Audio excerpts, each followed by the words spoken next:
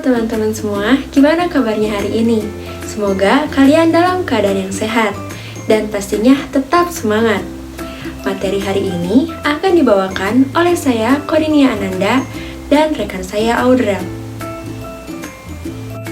Sebelum memulai kegiatan pada hari ini, teman-teman semua akan diberikan kesempatan untuk mencari tempat duduk dan posisi yang nyaman, pergi ke toilet terlebih dahulu, dan menyiapkan air minum.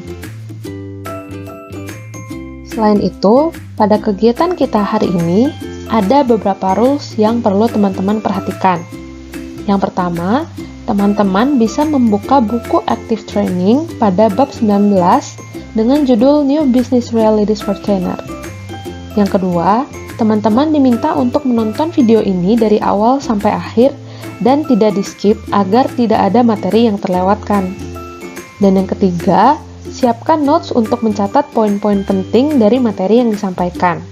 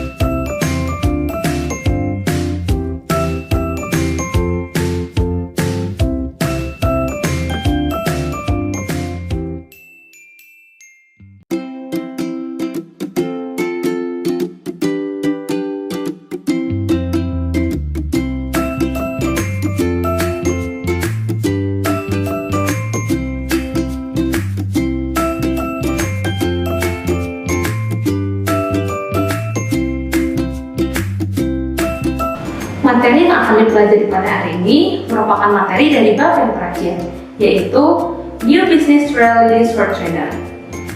Pada materi hari ini, teman-teman akan mempelajari 6 tantangan yang harus dihadapi dalam sebuah perusahaan, yaitu doing more with less, globalization, working with multi-generational workforces, working with the C-suite, vendor management, dan yang terakhir adalah working with subject matter experts.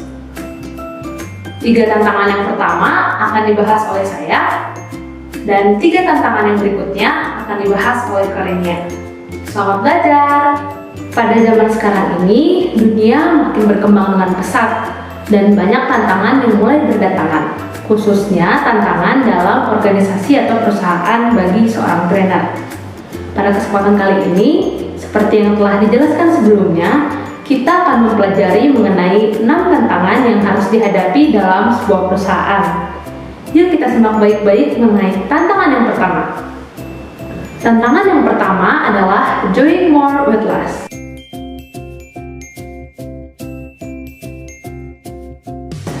Doing more with less merupakan tantangan di mana perusahaan ingin melakukan banyak hal namun dengan usaha yang lebih sedikit. Contohnya dalam hal waktu, biaya, dan dalam melakukan berbagai kegiatan di perusahaan. Untuk menghadapi tantangan doing more with less dapat dilakukan dengan 3 cara, yaitu yang pertama adalah embrace new roles, yang kedua prioritize training and development task, dan yang ketiga adalah use technology wisely. Cara yang pertama adalah embrace new roles atau merangkul peran baru. Merangkul peran baru merupakan salah satu cara untuk menghadapi tantangan doing more with less. Di sini perusahaan dapat mencari roles apa yang dapat membantu perubahan atau perkembangan bagi perusahaan tersebut. Pada bab sebelumnya, teman-teman telah mempelajari terkait roles atau peran untuk trainer, yaitu ada 6. Yang pertama ada onboarding, di mana trainer memastikan bahwa karyawan memulai awal yang baik dengan informasi dan tools untuk membuat mereka produktif sejak awal. Yang kedua, ada leading change, yaitu memungkinkan kita untuk berbagi alat dan metodologi yang dapat menggerakkan perubahan dengan lebih cepat, penundaan lebih sedikit, dan mendapatkan hasil yang lebih baik. Yang ketiga ada coaching managers, yaitu membantu manajer untuk mengembangkan karyawan mereka.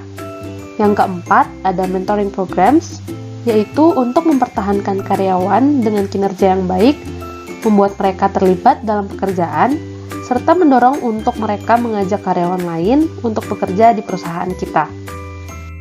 Yang kelima ada internal consulting, yaitu hal ini dilakukan untuk mencegah para pemimpin dari keraguan dalam mengambil keputusan yang tidak dipikirkan dengan matang yang nantinya dapat menghambat kemajuan dari perusahaan. Yang keenam, ada building teams. Hal ini membantu semua orang dan karyawan dalam perusahaan untuk bekerja ke arah yang sama. Keenam roles tersebut tentunya memiliki dampak yang besar bagi perusahaan.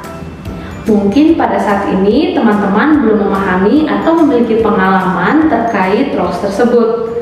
Namun tidak menjadi masalah, kita dapat mencari solusinya. Salah satunya adalah dengan berdiskusi atau bertukar pikiran dengan atasan kita di tempat kerja. Hal ini dapat membantu kita untuk bertanya mengenai cara yang dapat dilakukan untuk mengatasi permasalahan dalam organisasi atau perusahaan. Cara yang kedua adalah prioritize training and development task atau memprioritaskan program training dan perkembangannya.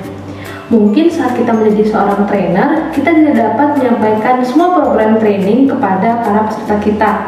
Namun, kita dapat memilah program mana atau materi mana yang ingin kita sampaikan kepada mereka.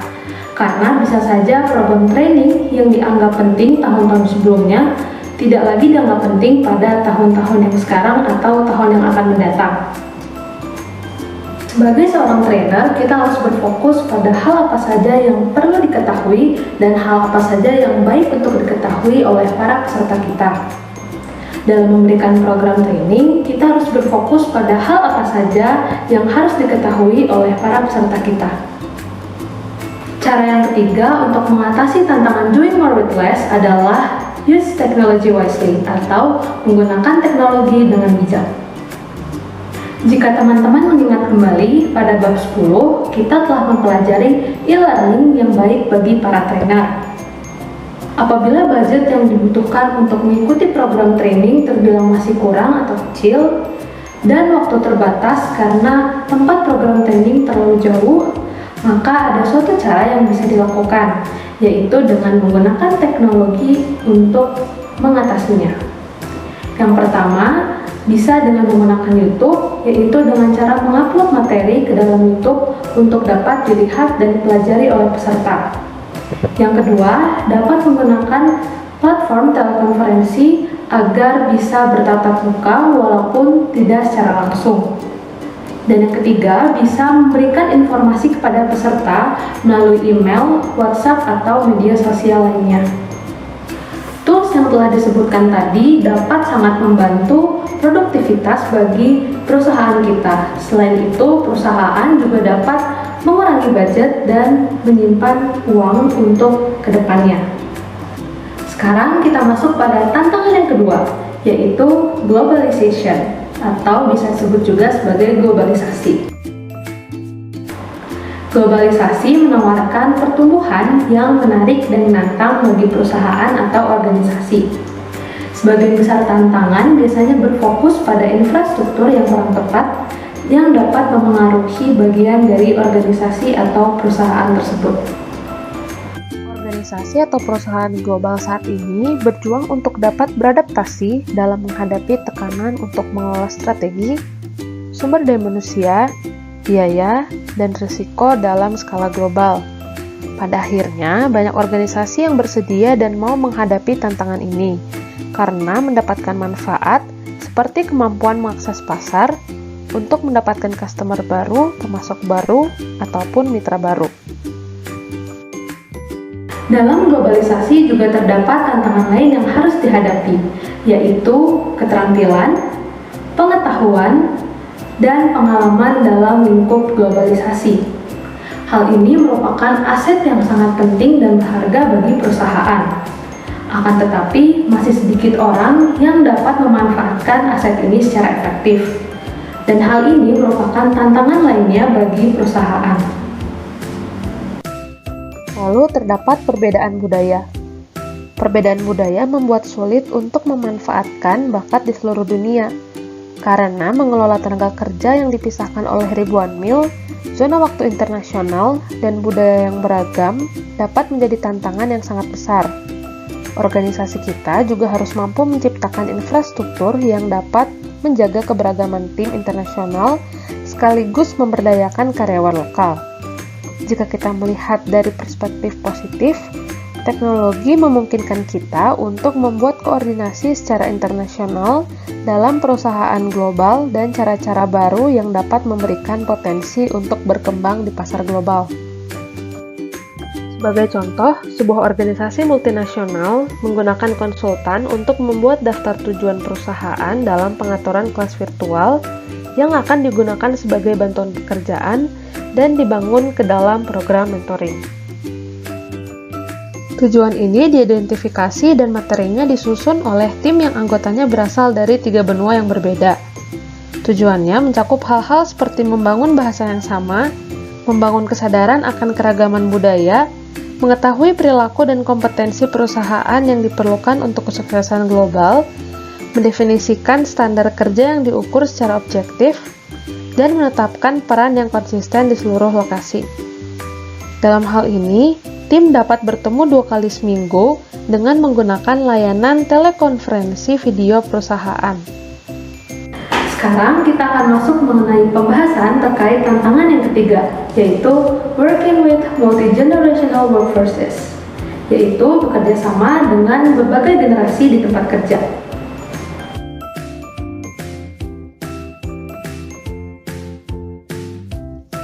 Teman-teman pastinya pernah bekerja sama atau melakukan kegiatan dengan orang-orang dari generasi yang berbeda-beda.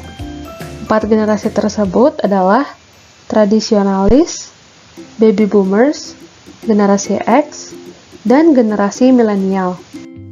Dalam tantangan bekerja dengan banyak generasi, membuat trainer memiliki 2 masalah yang harus dihadapi. Yang pertama adalah memastikan bahwa seluruh generasi menghargai keragaman dalam tiap kelompok yang ada.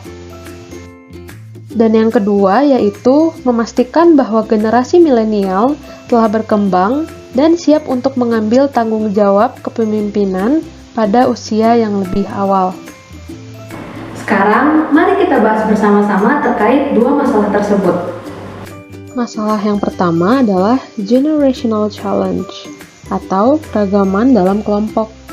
Sebagai trainer, kita dapat menyatukan dan merangkul semua generasi dalam program training yang kita ciptakan. Di sini kita dapat berfokus pada persamaan antar generasi daripada perbedaannya. Namun, pada masalah ini terdapat beberapa keluhan dari generasi milenial mengenai tenaga kerja dari generasi lainnya.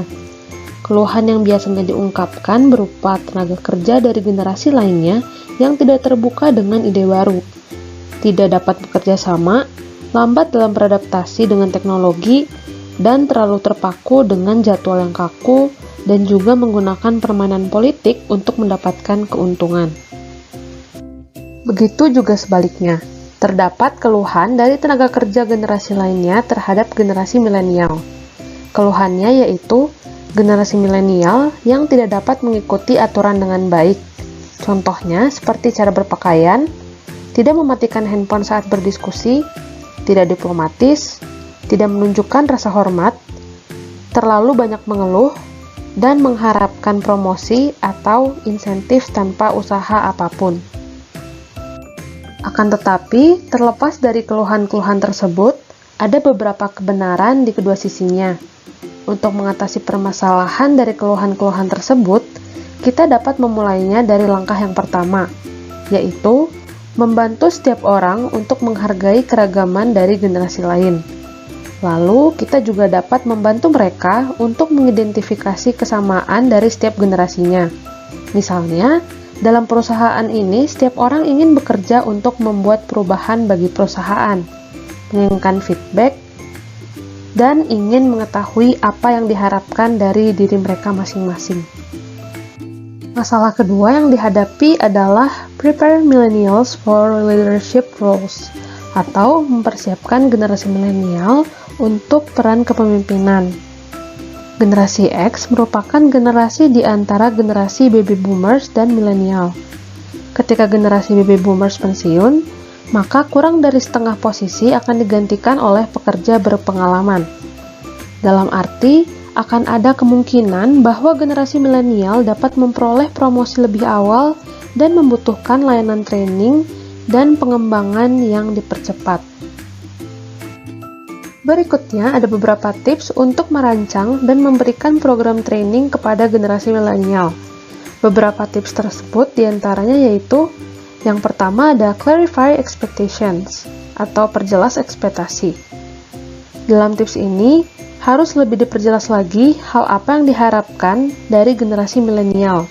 Misalnya, bagaimana mereka akan dievaluasi dan bagaimana pengetahuan serta keterampilan yang mereka peroleh berkaitan dengan evaluasi kinerja mereka di tempat kerja. Yang kedua ada take advantage of their tech savvy atau memanfaatkan keahlian teknologi mereka. Kemampuan teknologi dan elektronik generasi milenial terbilang sangat luar biasa. Mereka melihat bahwa pembelajaran dan teknologi terus berjalan seiringnya waktu. Dalam training, kita dapat menggunakan media sosial untuk membagikan hasil diskusi kelompok kecil. Atau bahkan, kita dapat membagikan training dalam bentuk video melalui YouTube yang bisa mereka akses jika ingin mempelajari lebih lanjut tentang training. Contohnya, seperti yang sedang saya dan teman-teman lakukan pada hari ini. Yang ketiga ada coach along the way, atau trainer yang mendampingi. Generasi milenial sangat menghargai peluang untuk coaching atau pembinaan. Mereka membutuhkan feedback dan menghargai advice atau saran. Maka dari itulah, generasi milenial membutuhkan bantuan mentor atau rekan senior untuk menindaklanjuti training karena hal ini merupakan pendekatan yang praktis. Dan tips yang keempat adalah look for networking options atau cari opsi networking. Dalam hal ini, trainer dapat memanfaatkan ketertarikan milenial pada networking. Generasi milenial biasanya merasa nyaman bekerja dalam tim dan melakukan group activities. Selain itu, tenaga kerja milenial juga senang untuk mendapatkan kesempatan untuk memiliki koneksi dan relasi dalam skala global di seluruh dunia maya. Maka dari itu, kita bisa tetap menggunakan media sosial untuk terus meningkatkan skill mereka dengan pesat. Sekarang teman-teman sudah selesai mempelajari 3 tantangan yang pertama. Untuk itu, saya akan memberikan review sedikit agar teman-teman dapat mengingatnya kembali. Yuk kita simak sama-sama mengenai review materinya. Untuk review pada sesi training yang pertama, terdapat tantangan yang harus dihadapi oleh perusahaan. Tantangan yang pertama yaitu doing more with less. Doing more with less merupakan sebuah tantangan di mana perusahaan ingin melakukan banyak hal namun dengan sedikit usaha. Terdapat 3 cara untuk menghadapi tantangan doing more with less, yaitu merangkul peran baru, memprioritaskan training dan perkembangannya, dan menggunakan teknologi dengan bijak. Tantangan yang kedua adalah globalization atau globalisasi. Organisasi atau perusahaan saat ini berjuang untuk dapat beradaptasi dalam menghadapi tekanan untuk mengelola strategi, sumber daya manusia, biaya, dan risiko dalam skala global. Tantangan yang ketiga yaitu working with multi-generational workforces, di mana ada 4 generasi, yaitu traditionalists, baby boomers, generasi X, dan generasi milenial. Hal ini sebagai trainer ada 2 masalah yang harus dihadapi. 2 masalah tersebut yaitu yang pertama adalah memastikan bahwa seluruh generasi menghargai keragaman dalam tiap kelompok yang ada. Dan yang kedua, memastikan bahwa generasi milenial telah berkembang dan siap untuk mengambil tanggung jawab kepemimpinan pada usia yang lebih awal. Bagaimana teman-teman? Apakah teman-teman telah mengingat materi yang sebelumnya disampaikan? Saya berharap review yang tadi sebelumnya diberikan dapat bermanfaat bagi teman-teman untuk mengingat kembali materi yang telah disampaikan. Karena teman-teman telah mengikuti sesi yang pertama, maka sekarang teman-teman dipersilahkan untuk beristirahat sejenak. Apabila teman-teman ada yang ingin stretching atau mengambil air minum atau bahkan pergi ke toilet, dipersilahkan. karena sebentar lagi kita akan mulai mengenai sesi yang kedua. Selamat istirahat sejenak ya teman-teman.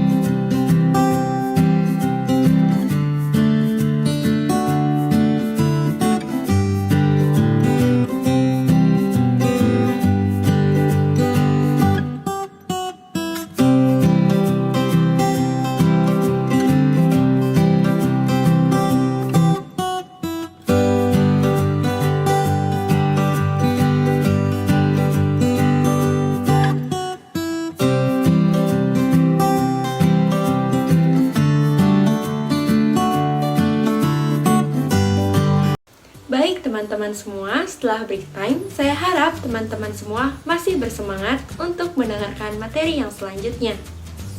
Dan teman-teman telah mencatat hal-hal penting yang telah dijelaskan oleh pemateri pertama. Sekarang mari kita fokus kembali dan memperhatikan mengenai materi yang berikutnya yang akan dibawakan oleh saya sebagai pemateri yang kedua. Baik, tantangan yang keempat adalah working with the C-suite.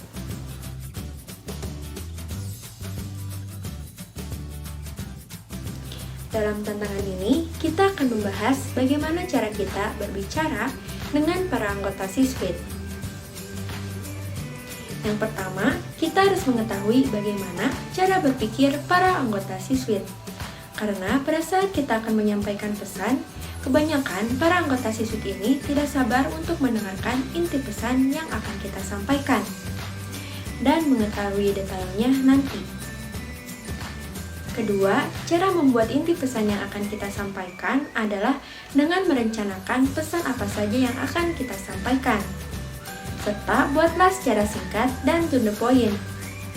Jadi, perlu diingat kembali, jangan menyampaikan pesan secara bertele-tele. Cara yang ketiga adalah jadikan pesan yang akan kita sampaikan ini strategis dan dapat didukung. Caranya, buatlah secara detail dan cukup menunjukkan bahwa ide kita ini masuk akal. Sehingga ide-ide yang kita sampaikan ini dapat disetujui dan didanai oleh para anggota C-suite. Yang keempat, ajukan pertanyaan-pertanyaan yang provokatif. Maksudnya, pertanyaan yang akan kita sampaikan harus menstimulus atau merangsang, sehingga menghasilkan banyak dukungan.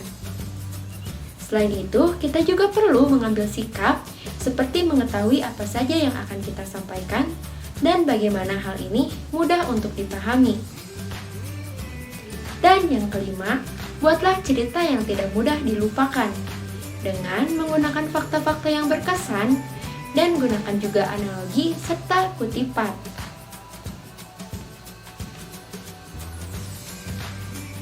Sekarang gimana cara kita untuk mengingat cara-cara tadi? Caranya adalah dengan membuat C-suite communication checklist. Contohnya seperti ini. Baik teman-teman, bisa dilihat bahwa pada bagian ini terdapat beberapa daftar checklist.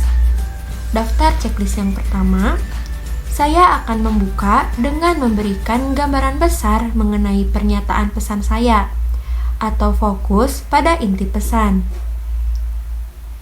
Daftar checklist yang kedua, saya akan memilih informasi penting untuk saya sajikan sebagai pesan yang singkat. Daftar checklist yang ketiga, saya akan menyampaikan pesan strategis secara detail yang mendukung ide saya. Daftar checklist yang keempat, saya telah mendefinisikan beberapa pertanyaan provokatif. Daftar checklist yang kelima, saya mengambil sikap berdasarkan isu. Dan yang keenam, saya telah membuat cerita yang tak terlupakan. Teman-teman, perlu diingat bahwa daftar-daftar checklist ini digunakan untuk mengingat cara-cara yang sudah kita buat tadi, yaitu cara berbicara dengan para anggota Siswit.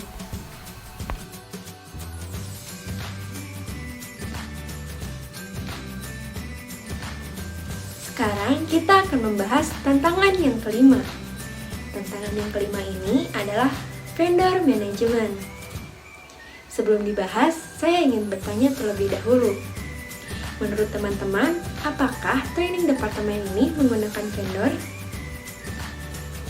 Jawabannya benar, karena sebagian besar dari training departemen menggunakan vendor.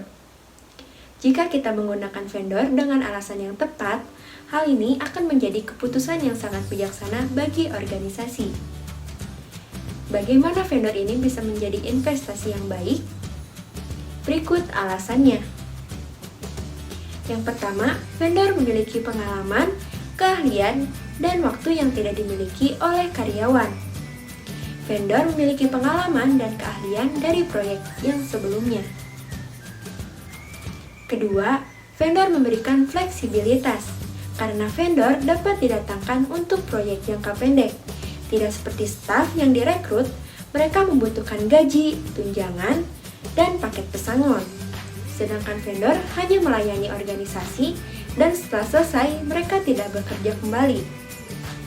Yang ketiga, vendor menawarkan sudut pandang yang segar dan objektif, yaitu vendor mampu memberikan ide-ide yang segar yang tidak memihak. Yang keempat, vendor lebih efisien. Alasannya yaitu vendor membawa pengalaman dari proyek yang sebelumnya. Vendor memiliki kemewahan untuk fokus pada proyek yang dikerjakan, serta vendor tidak berurusan dengan politik internal atau tidak perlu menghadiri pertemuan. Dan yang kelima, vendor merupakan bukti usaha yang jujur. Ketika kita menggunakan vendor, temukan vendor yang sesuai dengan budaya organisasi. Berikut terdapat tips untuk membuat hubungan dengan vendor berhasil. Di antaranya terdapat 4 cara. Yang pertama, jaga komunikasi agar tetap terbuka. Jadilah benar-benar terbuka dan jujur dengan vendor. Kedua, jadilah model klien, yaitu tunjukkan niat baik dengan memberikan referral, menawarkan lebih banyak pekerjaan, dan membatasi permintaan. Serta pastikan vendor dibayar dengan tepat waktu. Yang ketiga, membangun partnership untuk jangka panjang, yaitu dengan menunjukkan kepercayaan, terima mereka, dan beri mereka pengakuan. Misalnya, seperti makan siang bersama, atau minum kopi bersama, untuk mempelajari lebih lanjut tentang bisnis mereka. Undang vendor utama untuk membantu menyusun strategi. Yang keempat, tunjukkan rasa hormat, seperti bersikap masuk akal, membuat rencana sebelumnya, dan memberikan waktu yang cukup, serta hargai waktu dan sumber daya mereka juga. Kita juga perlu melihat bahwa setiap tips memanfaatkan keterampilan active learning kita. Agar kita dapat berhasil, hubungan dengan vendor harus menjadi realitis bisnis yang aktif. Jika tidak, maka kita akan gagal. Baik teman-teman, sekarang kita lanjutkan pada tantangan yang terakhir.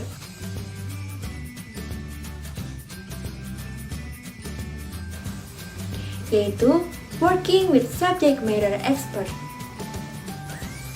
Subject Matter Expert atau yang disebut dengan SME telah menjadi critical business reality bagi para trainer. SME dibutuhkan untuk memberikan nasihat kepada para trainer. Tujuannya untuk memastikan bahwa training yang dirancang ini akurat, terkini, dan terfokus. SME ini membantu para trainer untuk mengidentifikasi hal apa saja yang harus digunakan dan mana yang tidak digunakan dalam training. Jika diminta, SME juga dapat memberikan masukan terkait konten training yang dirancang. Misalnya, apakah konten ini lebih cocok menggunakan pembelajaran asinkronus, kelas fisik, atau kelas virtual. Saat memilih SME, tentunya kita perlu mempertimbangkan beberapa hal berikut ini. Yang pertama, pengalaman SMI harus relevan dengan konten desain yang kita rancang. Yang kedua, pengalaman SMI harus mendalam. Yang ketiga, pengalaman SMI harus tepat waktu. Hal ini dibutuhkan karena benar-benar membantu kita. SMI harus terlibat secara erat dengan topik yang kita buat.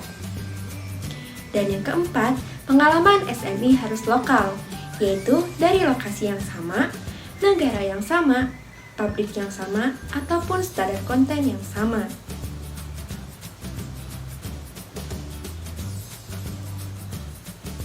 Setelah menemukan SMI yang sempurna, ada beberapa cara untuk menjalin hubungan yang produktif dan positif dengan SMI.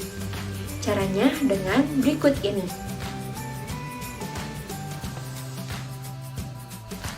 Cara yang pertama, memberikan definisi yang jelas tentang peran dan tanggung jawab mereka, seperti apa yang akan dilakukan, bagaimana, kapan tanggal pengumpulannya.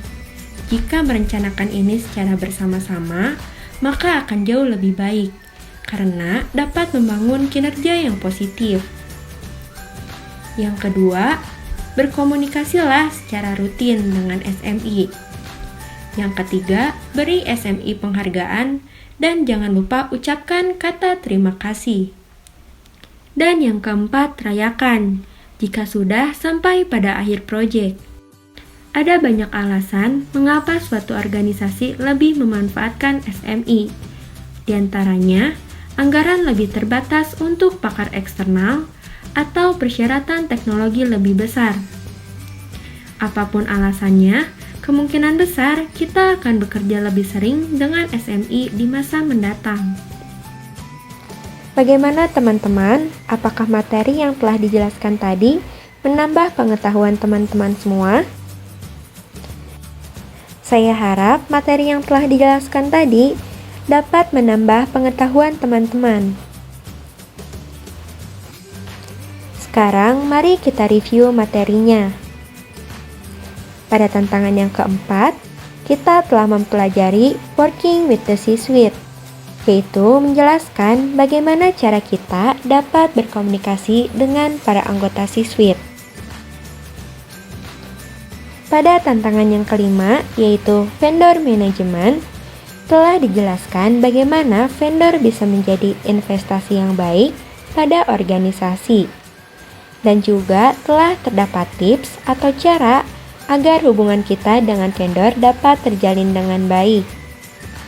Dan pada tantangan yang terakhir, yaitu Working with Subject Matter Expert, telah dijelaskan bagaimana peran dari SMI. Selain itu, membahas mengenai pertimbangan-pertimbangan trainer dalam memilih SMI serta menjelaskan bagaimana cara menjalin hubungan yang produktif dan positif dengan SMI. Baik teman-teman, itulah review terkait materi kita pada hari ini. Lalu kepada teman-teman, jangan lupa untuk mengisi Google Form yang telah kami buat di description box. Di dalam Google Form ini terdapat beberapa pertanyaan yang dapat dijawab teman-teman terkait materi kita pada hari ini. Apabila ada yang ingin ditanyakan, teman-teman dapat mengirimkan pertanyaan melalui kolom komentar atau melalui email trainer yang telah disampaikan pada awal video dengan format nama_nrp_pertanyaan. Tidak terasa materi pada hari ini telah tersampaikan. Saya ingin mengucapkan terima kasih kepada teman-teman semua karena telah mengikuti kegiatan pada hari ini dengan sangat baik. Saya berharap ilmu yang diberikan pada hari ini dapat bermanfaat bagi teman-teman semua. Saya Audrey Brutu. Saya Korinia Ananda. Kami berdua pamit undur diri. Sampai bertemu di lain kesempatan.